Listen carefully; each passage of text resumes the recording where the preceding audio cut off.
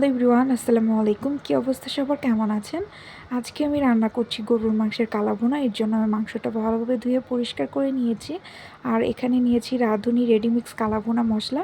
তো এখানে 2টা প্যাকেট আছে, একটা সবুজ একটা লাল। সবুজ প্যাকেটটা হচ্ছে রান্নার প্রথমেই দিতে হবে, আর হচ্ছে লাল প্যাকেটটা রান্নার লাস্টের দিকে দিতে হবে। তো এখন হচ্ছে আমি এখানে 1.5 কেজির মতো গরুর মাংস নিয়েছি। আর আমি হচ্ছে মশলাটা সেই পরিমাণ করেই দিয়ে দিচ্ছি। তো মশলাটা দেওয়া শেষ করে আমি এখানে দিচ্ছি হচ্ছে আদা রসুন বাটা। আদা রসুন বাটা আমি দিব হচ্ছে 3 চামচের মতো। তারপরে দিব হচ্ছে আমি সয়া সস। তো আমি 2 চামচ সয়া সস দিয়েছি এখানে। আর কালাভুনা রান্নাটা হচ্ছে খুব ধৈর্যের রান্না, কিন্তু আসলে রাঁধুনি রেডিমিক্স দিয়ে রান্না করলে মানে ঝামেলাটা একটু কম হয় আর কি। তো এখানে আমি হচ্ছে পেঁয়াজ দিয়ে দিলাম পরিমাণ মতো।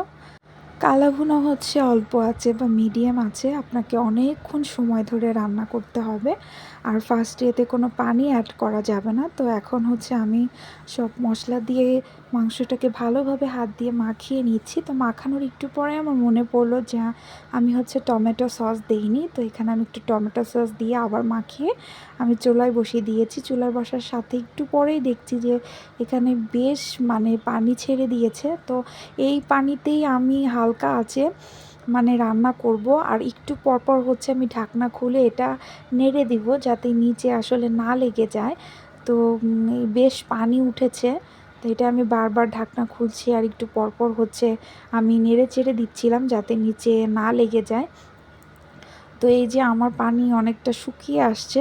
এখন আমি কিছুটা গরম পানি দিয়ে দিলাম। আমি কিন্তু বেশি গরম পানি দেইনি, মানে পরিমাণ মতো দিয়েছি যাতে মাংসটা আসলে সেদ্ধ হয়। তো দেখেন অনেক কি ঝোলটা কমে আসছে আর কালারটা অনেক সুন্দর আসছে।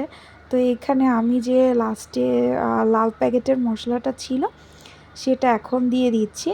তো এটা দিয়ে আমি বেশ কিছুক্ষণ রান্না করব। তো এখন আমি মশলাটা ভালোভাবে মাখিয়ে নিচ্ছি। আর এটাতে ভালো একটা স্মেলও আসছিল আর কালারটাও চেঞ্জ হয়ে গেছে। তো এখন হচ্ছে আমি এটা আবার ঢেকে দিচ্ছি। তো এখন ফোড়ন দিব। তো ফোড়নের জন্য আমি এখানে বেশ কিছু হচ্ছে সরিষার তেল দিয়ে দিয়েছি।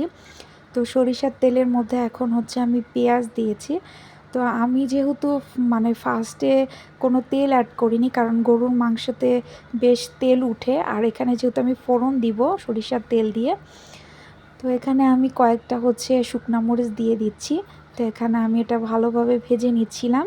আর এখানে আমি কিছু আদা কুচিও দিয়ে দিচ্ছি। এখন এটা দিয়ে আমি বেশ কিছুক্ষণ বাদামি রং করে এটা ভালোভাবে ভেজে নিব।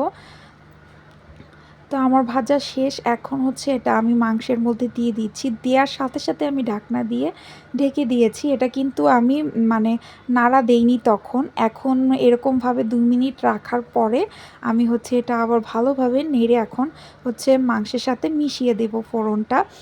এটা হচ্ছে যখন আপনি ফোড়নটা মানে রেডি করে সাথে সাথে হচ্ছে ভাজা হয়ে গেলে মাংসের মধ্যে ঢেলে দিয়ে ঢেকে দিবেন। আর ঢেকে দেওয়ার পরে 2 মিনিট পরে হচ্ছে ঢাকনা খুলে এটা মিশিয়ে দিবেন। তাহলে এটার যে স্মেলটা ওটা পুরো মাংসের সাথে মানে মিশে যাবে। আর আমি যখন 2 মিনিট পর ঢাকনাটা খুলেছি এত ভালো একটা আসছে। তারপরে আমি বেশ কিছু কাঁচা পেঁয়াজ দিয়ে দিলাম। এখন যেহেতু ঝোলটা শুকায় আসছে, তো আমি একটু পরপর হচ্ছে ভালোভাবে নেড়ে দিব, না হলে হচ্ছে তলানিটা লেগে যাবে।